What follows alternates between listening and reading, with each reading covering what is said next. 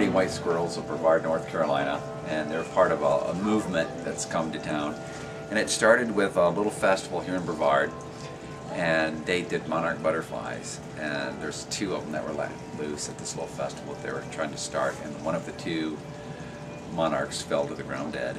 And I sat there, and there's about 8 people that had shown up to this event. It was our first year here in Brevard. And I said to my wife, it doesn't seem like that would be the thing they would be pushing here. It seems like they'd be getting behind their white squirrels. And sometimes people don't realize they have what they have because it's right underneath their nose.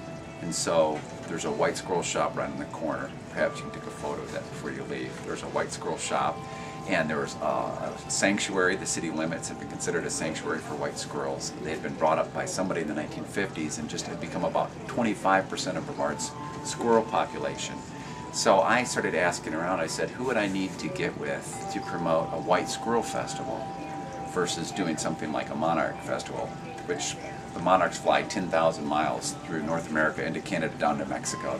Everybody can claim some part of a monarch, but not too many people can claim a white squirrel. And so they said, well, get with the Merchant Association, the heart of Brevard. So I walked in and saw the lady that ran it. And I said, my name is Phil Davis, and I'm here to start a White Squirrel Festival. Her name is Margaret Woodard. And she says, I don't know, you get out of my office. And I said, well, I'll be back, Margaret. So I came back, and about the 3rd time, she says, I know you're Phil Davis, you want to start a White Squirrel Festival, but I don't have time for you. And the next time I came in, I walked in, and before I could say anything, she said, Phil Davis, we're starting our White Squirrel Festival. It'll be Memorial Day weekend. And I said, next year? She said, no, in 60 days.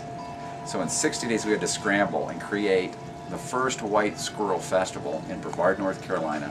And that first year it drew about 8,000 to 10,000 people, which is more than double the entire population.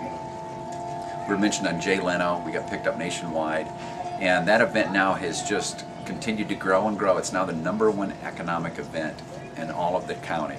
It drew 25,000 people last year, and it's a 2-day event. And so I think that's just a tribute to the power of an idea that's in alignment with what's already going on in a community. So all the elements were there. It's like dominoes. And all I needed was someone to just mainly hit that first domino.